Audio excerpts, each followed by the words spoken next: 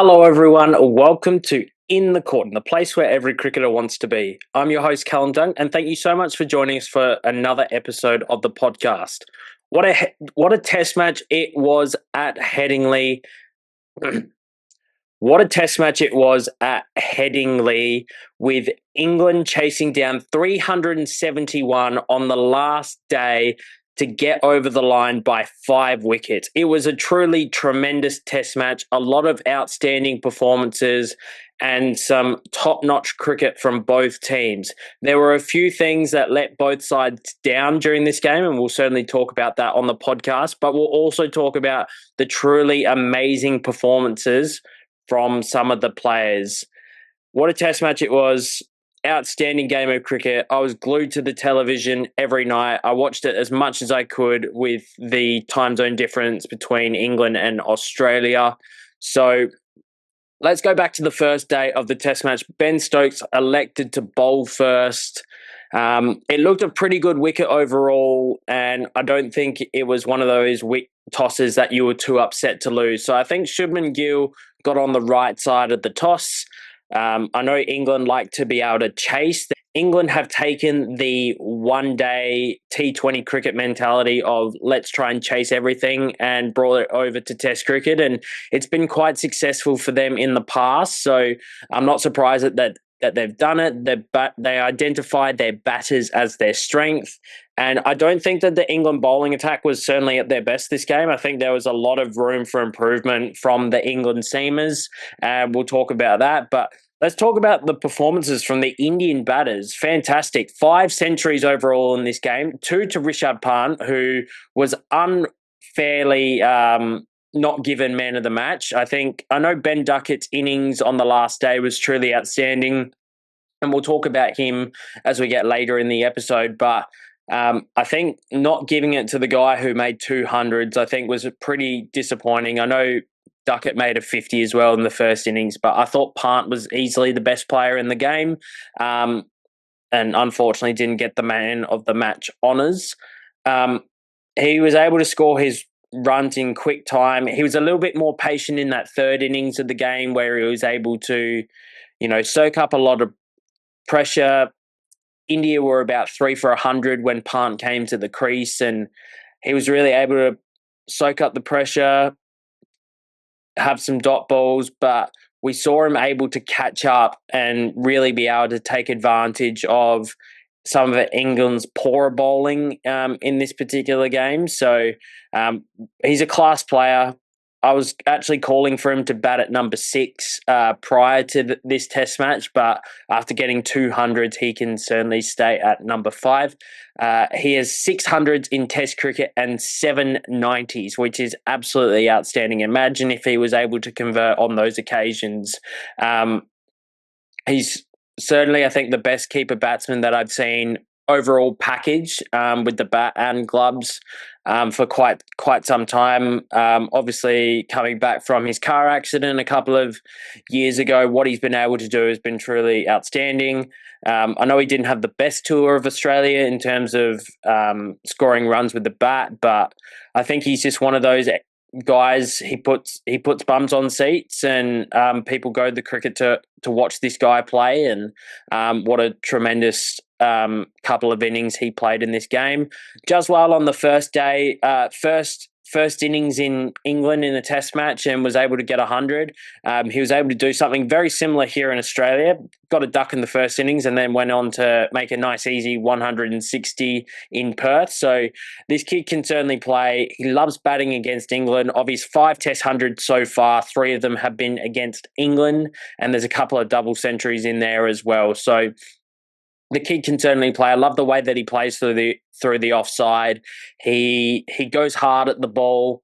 It does give you an opportunity to get him out. But if you don't get it right, he'll take you to the cleaners, and he's going to be opening the batting for India for the next 10 to 12 years at least. So I'm just in awe of what this guy can do. I think he's got gravitas and swagger when he comes to the crease. I know he didn't have the best game in terms of catching, but that's cricket. That happens. But what Jaiswal was able able to do and what he's done in his first 20 Test matches is truly outstanding. If we look at KL Rahul, made a patient 42 in the first innings and kind of threw that innings away, which I think he'll be disappointed by. But I don't think there's.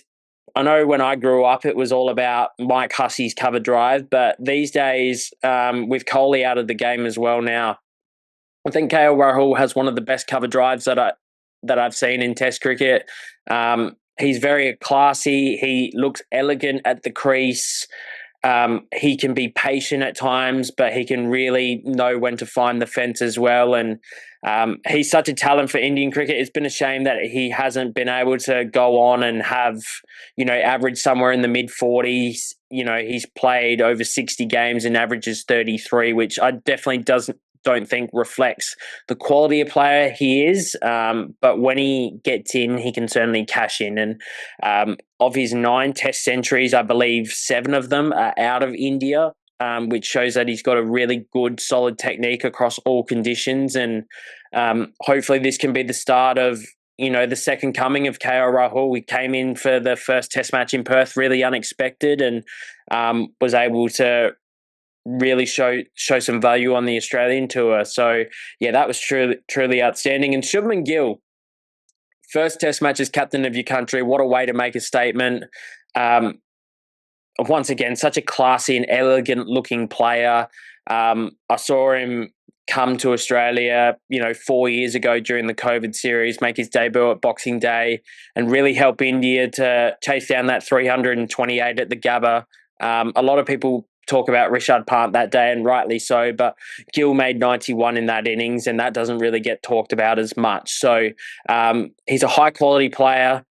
I was surprised that he was named captain. If you watch the preview episode, I was really surprised he made captain considering he was dropped in the Australia series, but I think he looked a lot more comfortable at number 4. I know that he started his career at the top of the order, but I think he will be a lot more comfortable at number 4 and able to really cash in if Jaiswal and KL Rahul can really blunt the English attack in this series and in future series going forward. So Gill, I love the way that he drives through cover.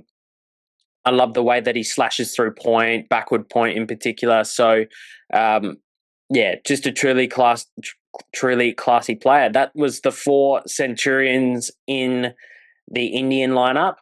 I think what really lost India this game was the 2 batting collapses. 7 for 41 and 6 for 30 odd or something along those lines. And they picked Shardul Thakur in this game to sort of help strengthen the batting, and Shardul Thakur must have missed the plane because he did absolutely nothing in this game. I like him as a Test cricketer. I think he has something to offer as a Test cricketer, but I feel like they've been picking him on the potential to play a particular role. I think Nitish Kumar Reddy could have done as good of a job with the ball as what Shardul Thakur did in this game, and I definitely think that Nitish Kumar Reddy would have certainly offered with a lot more with the bat. I think Nitish Kumar Reddy could certainly bat at number 6 or number 7 in this particular team. He's got a lot of talent, made a Boxing Day 100, really impressing this tour of Australia. Nice, tidy technique. I think he would look comfortable in English conditions. And I think he's got enough temperament, as was shown in the Australian series. So I think Nitish Kumar Reddy should come back into the side in expense of Shardul Thakur because I thought he was very poor in this game. Definitely the worst player on the ground. Sounds very harsh to say it like that, but his impact in the game, I think, was really costly for India and not being able to support Bumrah. Krishna, I thought, was okay. Obviously, the big no ball when Harry Brook was on a duck, that was a huge turning point in the game. If India take that wicket, it really puts England on the back foot. Brook goes on to score 99 and, the lead for India in that first innings isn't 7, it's probably 57 or something along those lines at least. So that was a huge moment in the game. Led his captain down. I thought that Krishna and Thakur really let down the hard work that Mohammad Siraj and Jasprit Bumrah was doing. Jasprit Bumrah again, we just talk about he likes to take wickets for fun, but 5 for 83 in the first innings. I know he didn't take any wickets in the second innings, but five for 83, had control. The way that he was able to nick off Crawley like in that first couple of overs, after India were bowled out, looked to set the tone. And I didn't feel like England really had any answers for Bumrah, but they were able to cash in so much on the other bowlers that it was really hard for Shubman Gill to captain at points of this game. His bowlers weren't being consistent with their lines and their lengths. And obviously England do play aggressive cricket, but something for the Indian bowling attack to work on before they head to Edgbaston in about a week's time. So, yeah, not a good game from the Indian bowlers other than Bumrah. It was hard for Jadeja to get into the game at points. He did look dangerous at points on the last day, but I think if India had not had two major batting collapses with the tail, and showed a little bit more consistency with the ball, I genuinely think India should have won this game. England should have been chasing over 450 on the last day, which I think would have been an incredibly difficult chase. But the wicket was quite flat going into the last day. And let's talk about the pitch as well. I thought it was a great pitch for Test cricket. Going into the last day, all three results were firmly on the line. I'm not surprised that England won overall just with their ability to chase in Test cricket. Sounds really weird to say we're going to chase in Test cricket still, but they know the ground, they know the conditions. So, yeah, I thought it was an outstanding performance by England. I thought Ben Stokes was easily the best bowler that England had in this game. He took 4 wickets in the first innings, got some key wickets too.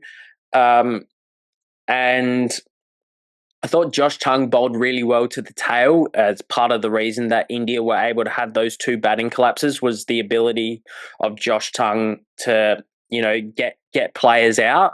And I think I think Josh Tongue's going to have a good career for England. I don't think he's going to play huge amounts of games. If you were saying, was he going to play 70 Test matches? But I think he might play 30 or 40 Test matches for England, be able to bowl short spells when required.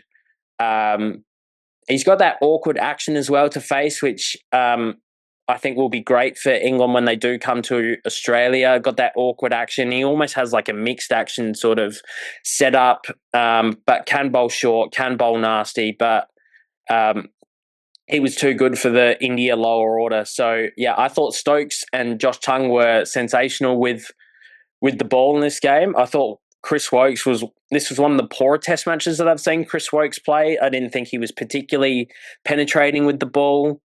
Bryden Cast was okay. I think, as soon as Gus Atkinson's fit, he's straight back into the team. Obviously, no Josh Wood. Mark Wood, not Josh Wood. No Mark Wood, no Ollie Stone, Jofra Archer, still potentially to come back into the side. And I think the bowling attack for Australia will look quite different compared to what it was in this particular game. So let's talk about Ben Duckett. 61 in the first innings, 149 in the second, and was a key reason why England were able to win the game. And as I talked about in the preview video, if you watched it, Duckett's someone who has been able to revitalise his career, sort of came in as an aggressive opener back 2016, 2017 sort of time for England, and batted in the middle order because he can play spin well on an Indian tour. And then sort of was in the wilderness for a number of years, came back and was able to really impress on a Pakistan tour. And people were like, oh, is he going to play in the more westernised conditions in New Zealand, Australia, England, where the ball's moving around? And he's certainly shown that he's capable of batting anywhere in the world. I think he's the most versatile batter in world cricket in terms of he could bat in the middle order, he can bat at the top of the order, he can open in Test and one day cricket and T20. So I think the possibilities for Duckett in his career are pretty endless. I think there's a few things about his technique that might test him in Australia because he does like to play at a lot of balls and when there's a bit extra bounce. But we'll have to see what happens when he comes out here. But if he keeps batting the way that he does, he'll play well in Australia. I think the pace in the wickets will certainly suit him in Australia. But I think for him, it's just more of a bounce thing. He plays through cover. He plays through covers really well. He's able to flick off his pads really well, as most left-handers are able to do. So he's a high quality player, and credit to Brendan McCullum for sticking with him. And now they're seeing the rewards. Zach Crawley made a nice 50 in the fourth innings, England's second innings of the game, to support Duckett. And Ollie Pope getting 100, a lot talked about him. 200s in a row now for Ollie Pope, 170 against Zimbabwe, and now 106 in the first innings against India. He's in great form. Obviously, a show of faith to stick with him when they could have gone with Jacob Bethel, but Jacob Bethel's certainly going to have to wait his time now. Do I expect Ollie Pope to still be batting 3 when England go to Perth? I'm not entirely sure, but he certainly put his case forward to be that number 3 in Australia when it's November and England arrive. I thought that the way that Jamie Smith was able to get some lower order runs was really critical in this game. I did pick him for top run scorer of this series, but after Duckett's efforts in the first Test match, that might be a little bit difficult. But yeah, I think he's someone who's going to play well for England in a lot of conditions. He can play different situations. He can bat with the tail. He can bat aggressively, but he's also a good enough batsman to. He's a good enough batsman to potentially bat in England's top 5, in my opinion. So let's look ahead to the second Test match in terms of what changes we could potentially expect from both teams. I expect there to be a change in the Indian bowling lineup. I think Nitish Kumar Reddy should come into the side, and I'd personally be replacing Krishna with Arshdeep Singh. I think India need a left arm variation. I would also get Arshdeep to open the bowling and move Mohammad Siraj to first change. I personally don't believe that Mohammad Siraj is a new ball bowler, and particularly with the way that the Duke's ball operates. I think, once a little bit of lacquer comes off the ball, he's able to get it to swing more effectively. I think the left armour to challenge Ben Duckett. We saw Duckett, struggle at points against Mitchell Starc in the Ashes series in 2023. So that might be something for India to consider. I think it's a more attacking option.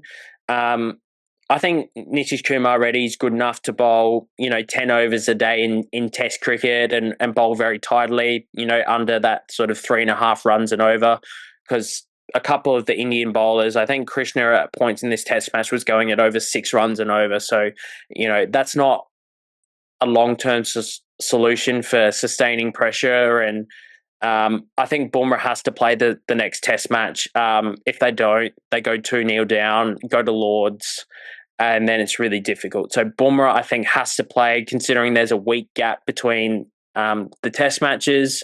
So I don't think India have any choice. They have to play him. Otherwise, I don't think they can win. Based on what I saw in this game, it was Bumrah or bust. It's quite unfortunate, but he's going to have sore shoulders from carrying the side. So those are what I'd be doing from an Indian point of view. I thought Shai Siddharthan was good at points in this game. Unlucky to nick one down the leg side on debut. You got to stick with him. I wouldn't make any other changes. Kurunaya didn't really do much in this game, but I think he needs an opportunity to have another crack at it. I'd be giving him at least 3 Test matches before any sort of changes are made. For England, what would I expect? If Gus Atkinson's fit, I expect him to play probably instead of Cass. I think Tung's done enough to get himself a spot in the next game. Obviously, no changes to the top seven, so it just depends on what bowling combination they want to go with. And I'd certainly be sticking with Bashir. I thought he bowled well. He gets good shape on the ball. And I think he's someone that England definitely need to persist with going forward. So those were my thoughts on the first test match between England and India at Headingley. I thought it was a great game of test cricket. I thought it was a great pitch for test cricket. I think India realistically should have won the game. But overall, it was a fantastic effort by England to chase down 371 on the last day. So make sure that you tune in for the future videos on this test series. Obviously, the second test match starts next Wednesday at Edgbaston, so it should be a great game at a great ground. So take care, everyone. Cheers.